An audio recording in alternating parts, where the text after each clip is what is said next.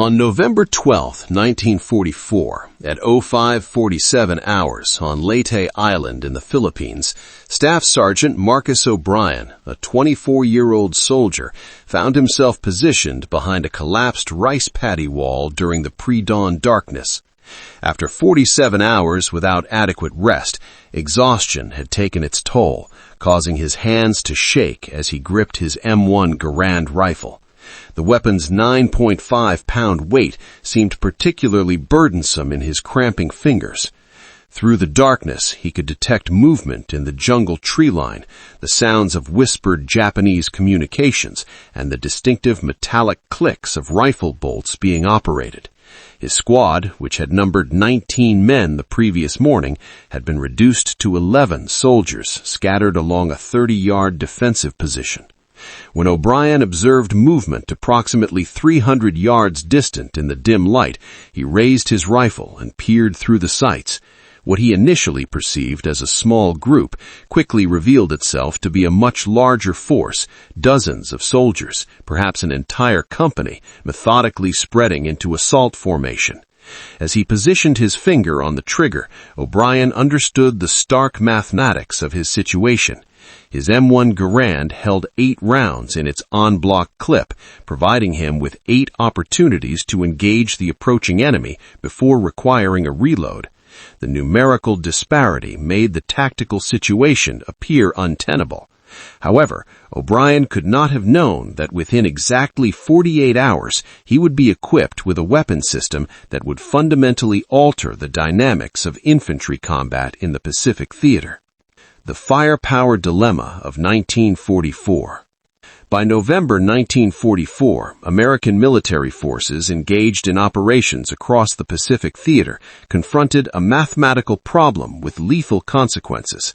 The standard M1 Garand rifle represented a significant achievement in firearms engineering, semi-automatic, mechanically reliable, and accurate at combat ranges.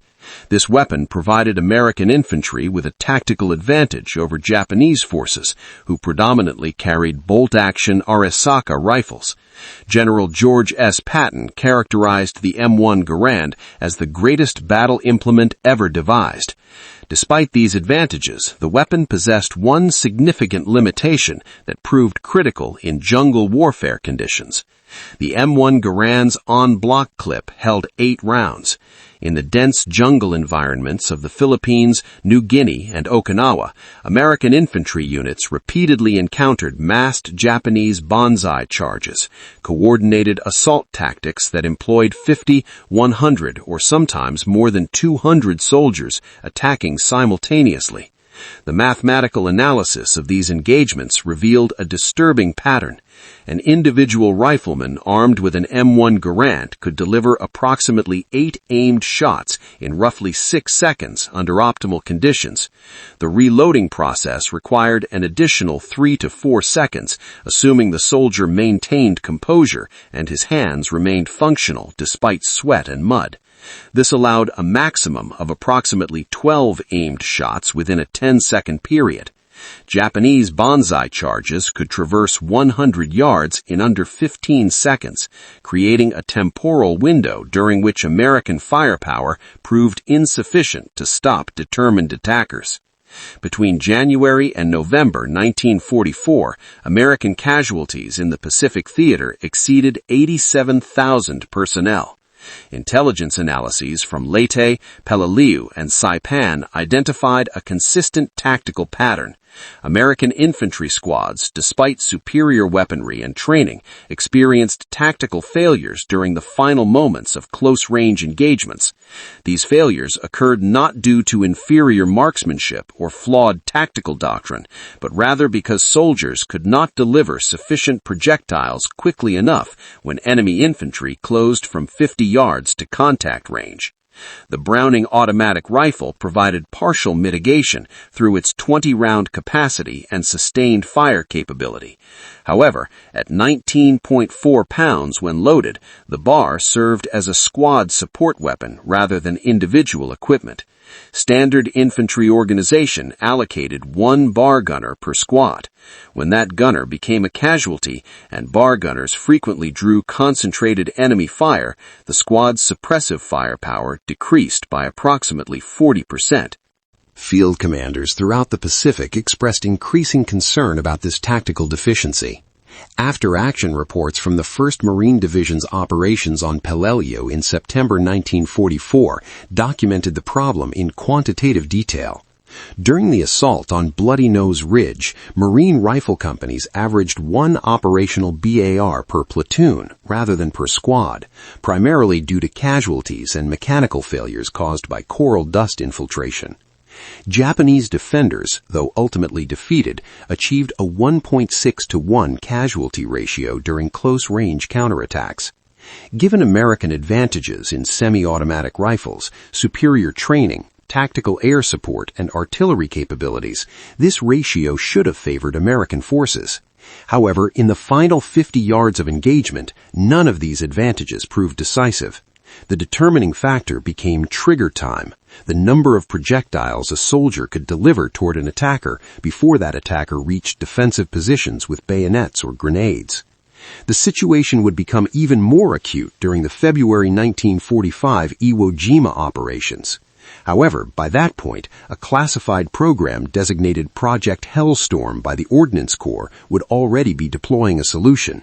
This solution contradicted established principles of firearms design and tactical doctrine. The system combined components from a B-17 bomber gun turret with America's standard infantry rifle. The official military designation would be T-22 Garand AN M2 hybrid. Combat soldiers would develop their own nomenclature. Japanese forces who encountered the weapon would describe it using a term that roughly translates to death that flies from rifle barrels, an acknowledgement that American engineers had effectively transformed an infantry rifle into something resembling an airborne weapon system. November 14, 1944. Introduction to an impossible solution. When Staff Sergeant O'Brien arrived at Tacloban Airfield at 13:20 hours on November 14, 1944, his initial reaction to the weapon displayed on the armorer's bench was skepticism. The device appeared to combine familiar and incongruous elements. The lower portion consisted of a standard M1 Garand, the recognizable walnut stock and distinctive action mechanism. However, where the barrel typically terminated with the gas cylinder and front sight, an entirely different component had been integrated. A cylindrical rotary magazine, identical in configuration to ammunition drums suspended beneath gun turrets on B-17 Flying Fortress bombers, visible on the adjacent hardstand, had been mounted to the rifle. The young ordnance captain, approximately 26 years old, with oil stains on his uniform, displayed the satisfied demeanor of someone who had solved a problem that others had considered impossible. He identified the weapon as the T-22 Garand AN M2 hybrid, unofficially referred to as the Airborne Garand. The specifications were remarkable. The drum held 75 rounds of 10-30-06 ammunition, a significant departure from the standard 8-round N-block clip. The fully loaded weapon weighed 23.7 pounds, more than double the standard Garand's 9.5-pound weight, and exceeding even the BAR's mass. The overall length extended to 51 inches due to the modified barrel assembly and drum attachment mechanism. O'Brien expressed concern about the weapon's weight. The captain responded by explaining that the weight had been precisely calibrated to operational requirements. Demonstrating surprising ease in handling the weapon, he explained the engineering that made the system functional. The drum had been modified from the AN-M2 aircraft gun ammunition system. Engineers had extracted the feeding mechanism, reduced it to essential components, and integrated it with the Garand's gas operation system. The rifle continued to fire in semi-automatic mode, 1 round per trigger press, but now provided 75 trigger presses before requiring a magazine change. The engineering represented both brilliance and audacity. The standard M1 Garand operated using a gas system in which expanding gases from burning powder were diverted through a barrel port, driving a piston that cycled the action. This system had proven simple, reliable, and effective in combat conditions. The AN M2 aircraft gun employed a similar principle at larger scale, designed to fire the same .30-06 cartridge at rates between 750 and 850 rounds per minute in full automatic mode from bomber gun turrets. Ordnance Corps engineers had adapted the AN M2's feed system, the spring-loaded rotary drum that had demonstrated complete reliability at 30,000 feet in sub-zero temperatures, to function with the Garand's semi-automatic cycling mechanism. The drum connected to the rifle through a modified gas cylinder assembly. Each time the rifle fired, the gas system not only cycled the bolt, but also advanced the drum's feed mechanism, positioning the subsequent round for chambering. The captain explained that the drum operated on a spring-loaded principle, similar to a watch mechanism. Loading required approximately 90 seconds with practice. Once mounted to the rifle, the weapon fed and fired like a standard Garand, except the ammunition supply continued beyond 8 rounds. The rate of fire matched that of a standard Garand, 40 to 50 aimed shots per minute, dependent on the shooter's skill level. However, the sustained fire capability represented a revolutionary advance. Where a rifleman with a standard Garand could deliver 8 rounds, reload in approximately 4 seconds under combat stress, deliver 8 more rounds, and reload again, perhaps managing 24 rounds in 15 seconds before stress and fatigue degraded performance, the T-22 could deliver 75 rounds in under 2 minutes without interruption. This eliminated reload pauses, fumbling with en-bloc clips, and moments of vulnerability when hands were occupied with reloading rather than shooting. When O'Brien inquired about recoil characteristics, the captain explained that the weapon produced recoil identical to a standard M1. The drum's mass functioned as a counterbalance, actually absorbing some muzzle rise. He then invited O'Brien to test-fire the weapon. As O'Brien hefted the T-22, he immediately noticed the unfamiliar weight distribution. The balance differed significantly from what his muscles had learned through thousands of repetitions. However, after a moment of adjustment, he located the center of gravity, brought the weapon to his shoulder, and aligned the sights, standard Garand sights that felt familiar and precise. O'Brien asked about the number of T-22s in existence. The captain explained that in the Philippines, 47 weapons were currently available, with approximately 150 produced worldwide. The captain's expression became more serious as he clarified that the T-22 represented experimental equipment undergoing field testing. Authorization existed to issue 2 weapons per rifle company and 3 per weapons platoon. O'Brien and 1 other soldier in his unit would carry these weapons, while the remainder of the unit would retain standard Garands. O'Brien squeezed the trigger. The rifle produced a familiar crack, and the bolt cycled smoothly. He fired repeatedly, 10 rounds in as many seconds, and had barely begun to deplete the drum's capacity. For the first time in 47 sleepless hours, Marcus O'Brien smiled. November 15, 1944. Combat validation at Defense Line Charlie 7.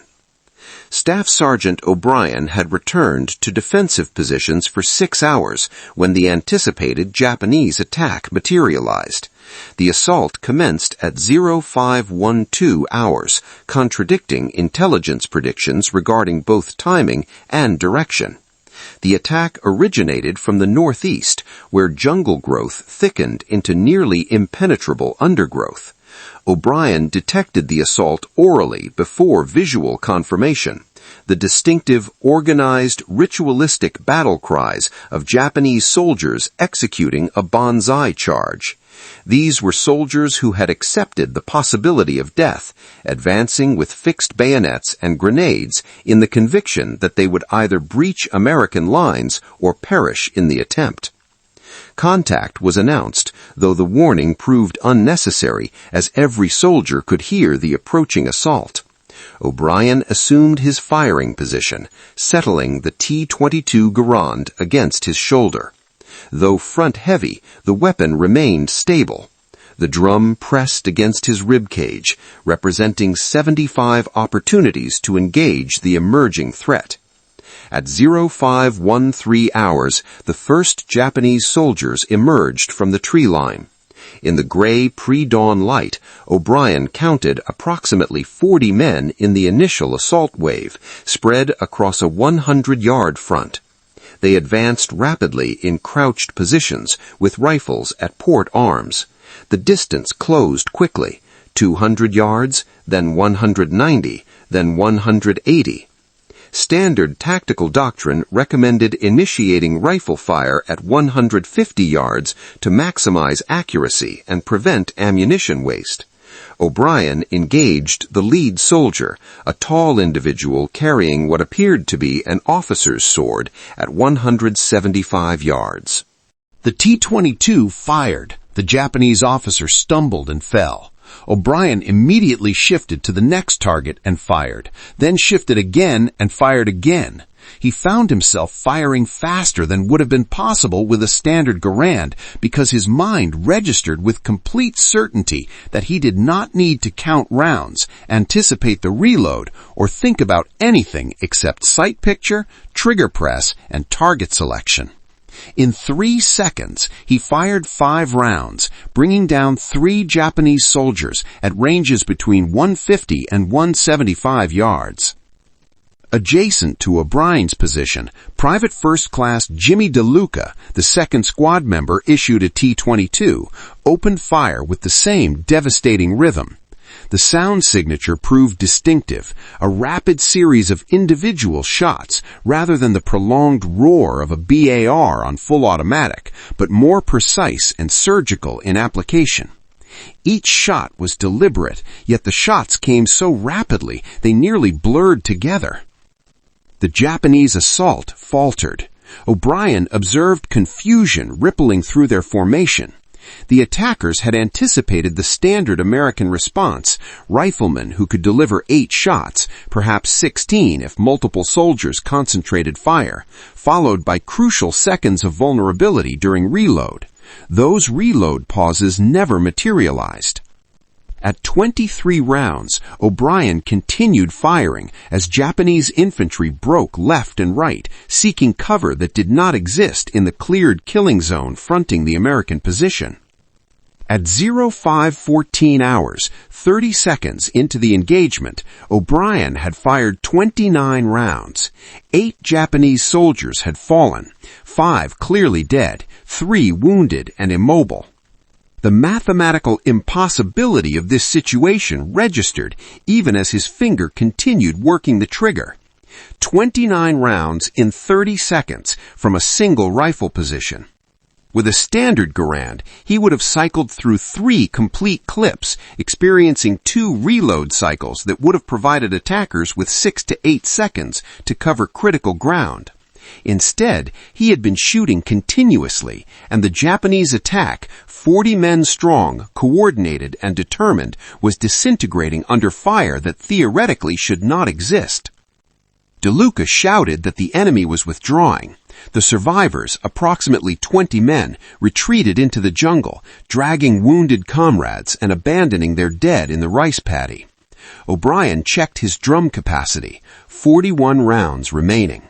The engagement had lasted 47 seconds from first shot to ceasefire. He had expended 34 rounds. With his standard M1 Garand, he could have delivered, under generous assumptions, perhaps 24 rounds in that same time frame, including reloads. The difference represented 12 Japanese soldiers who would have advanced 100 yards closer to the American position.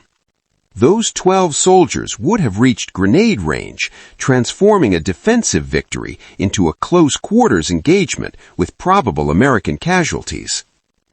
DeLuca quietly expressed astonishment, staring at his T-22 as though seeing it for the first time. O'Brien finished the thought. The experience had been fundamentally different. His hands were steady now. The exhaustion had burned away, replaced by something sharper and clearer. At 0537 hours, a second attack materialized from the west. This assault employed greater force, more than 60 Japanese infantry, with what appeared to be 3 light machine gun teams providing suppressive fire from the tree line. The Type 96 machine guns opened fire first, their distinctive sound accompanying rounds that tore up the dirt fronting American positions, forcing defenders to take cover. O'Brien did not remain in cover. He located a machine gun position by its muzzle flash, identified the shadowy shapes operating the weapon, and began engaging the target. The range was considerable, perhaps 280 yards, but the T-22's barrel actually exceeded the length of a standard Garand's barrel, and the accuracy remained adequate. He fired 6 rounds at the machine gun nest, adjusting his point of aim based on observed impacts. The 6th round struck something critical. The machine gun fell silent. The Japanese infantry surged forward during what should have been O'Brien's reload time. They were exploiting the expected gap in fire that would occur if he carried a standard rifle. The gap never came. O'Brien shifted from the machine gun position to the advancing infantry, and his trigger finger resumed work with the same deliberate, methodical rhythm. DeLuca fired beside him. The squad's BAR gunner, Corporal Hernandez, added his weapon to the defensive fire. 3 sustained fire weapons operated simultaneously. The Japanese infantry formation dissolved, not retreated, but dissolved. 37 seconds into the engagement, 18 enemy soldiers lay in a rough semicircle between 120 and 200 yards from the American position. The survivors broke and ran without organization or covering fire, pure survival instinct overriding military discipline. O'Brien's drum emptied at round 73. He had miscounted and thought he possessed more ammunition. For one moment, the old fear and the old mathematical problem reasserted themselves. Then he remembered that Hernandez continued firing, DeLuca continued firing, and the defensive line had not collapsed into individual riflemen counting rounds and hoping their reloads would be fast enough. The line held. The fire remained sustained. O'Brien released the empty drum, a process requiring 4 seconds as he worked unfamiliar releases, and locked a fresh drum into position. Loading the drum would require 90 seconds, a duration he wished could be shortened, but the tactical situation had already shifted. The Japanese forces were no longer attacking. They were retreating, reorganizing, attempting to understand what had occurred. Lieutenant Barnes ordered a ceasefire to conserve ammunition. In the sudden silence, O'Brien could hear his own harsh, rapid breathing. His shoulders ached from the T-22's weight, from holding the front-heavy rifle steady through 73 shots. However, his hands were not shaking. His squad was not scattered. Nobody had died. As the sun rose over the jungle tree line, illuminating the rice paddies in golden light, O'Brien counted bodies. 26 Japanese soldiers were visible in the killing zone, with certainly more casualties in the jungle. According to every historical precedent, every tactical analysis, and every after-action report from Peleliu, Saipan, and Tarawa, the 2 attacks should have overrun the American position through sheer momentum and numerical superiority. DeLuca asked what the weapons should be called as he cleaned his T-22, running a patch through the barrel. O'Brien considered the question. He thought about 75 rounds without reloading, about Japanese infantry charging forward with absolute confidence and then faltering, stumbling, and breaking under fire that never ceased. He thought about airborne gun drums married to infantry rifles in a configuration that seemed impossible but functioned effectively. The term came to him spontaneously: flying death rifles. DeLuca grinned, agreeing that the designation was appropriate. After-action reports from Leyte reached Ordnance Corps headquarters in Manila within 18 hours of O'Brien's engagement. By November 20, 1944, emergency authorization approved tripling T-22 production. By December 1st, 327 T-22 Garand AN/M2 hybrids were operational in the Philippines, distributed at a rate of 3 per rifle company across the 6th Army. However, production faced a rigid cap. The bottleneck was not the Garands themselves. Springfield Armory and Winchester were producing these rifles by the tens of thousands. The constraint was the drums. Each AN/M2 drum required precision machining, hand fitting, and spring tensioning calibrated to tolerances measured in thousandths of an inch. The drums had originally been designed for bomber gun turrets, equipment that received depot-level maintenance, operated in controlled environments, and could be removed and serviced between missions. Infantry rifles existed in radically different conditions. They functioned in mud, rain, and coral dust. They were dropped, stepped on, and went weeks without proper cleaning. Despite their battlefield effectiveness, the T-22 drums failed at rates the Ordnance Corps considered unacceptable for mass deployment. Approximately 1 in every 12 drums experienced feed failures after 500 rounds. 1 in 8 showed stress fractures in the spring mechanism after 30 days of field use. Manufacturing capacity presented the second constraint. Each drum required 47 hours of machining and assembly time. For comparison, a complete M1 Garand required 26 hours. By late 1944, the United States was producing 5,000 Garands per day across all manufacturers. Drum production peaked at 93 per day, barely sufficient to equip 2 infantry divisions. Consequently, distribution remained limited and strategic, 3 T-22s per rifle company. The weapons were allocated to designated marksmen, soldiers like O'Brien who had demonstrated accuracy under stress and could be trusted with irregular equipment. Training emphasized the T-22's specific role: sustained suppressive fire during enemy assaults, counterfire against Japanese light machine guns, and breaking banzai charges before they reached grenade range. The tactical impact spread across the theater. On Mindoro Island in December 1944, a single rifle platoon equipped with 4 T-22s held a beach landing zone against a reinforced Japanese company for 18 minutes, providing sufficient time for the remainder of their battalion to land and establish a perimeter. Casualty reports indicated the defending platoon lost 2 men wounded, while the attacking Japanese company lost 63 killed and an estimated 40 wounded. Japanese forces developed their own terminology for the weapons: Kikoshi no Rifle, or aircraft death rifles. Intercepted communications from January 1945 revealed Japanese commanders specifically warning their troops about American heavy-fire rifles and instructing infantry to focus fire on soldiers carrying drum-fed weapons. By February, Japanese tactical doctrine had shifted to emphasize nighttime attacks and close-range infiltration tactics, anything to negate the T-22's sustained fire advantage. However, the weapons possessed significant weaknesses that after-action reports documented in detail. The weight was physically punishing. Soldiers carrying T-22s experienced shoulder and back injuries at 3 times the rate of standard riflemen. The 23.7-pound load, combined with tropical heat and mountainous terrain, caused heat exhaustion in T-22 operators with disturbing frequency.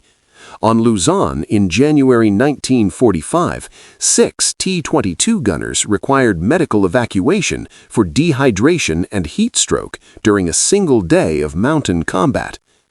The drum's mechanical complexity created maintenance challenges. Standard M1 Garand maintenance could be performed by any competent soldier with basic tools. T-22 drum maintenance required specialized wrenches, spring tension gauges, and training that most company armorers lacked. When drums failed, and they failed regularly in the Philippines' humidity and dust, they required return to depot-level maintenance facilities. Units learned to stockpile spare drums, but the supply chain could not keep pace. By March 1945, the average rifle company authorized for 3 T-22s maintained 1.4 operational weapons. The reloading time represented the tactical weakness Japanese commanders learned to exploit. 90 seconds to load a fresh drum under ideal conditions translated to 2 to 3 minutes under fire, in darkness, with muddy fingers and incoming mortar rounds. Intelligent Japanese officers began timing their assault waves to strike American positions during suspected T-22 reload cycles.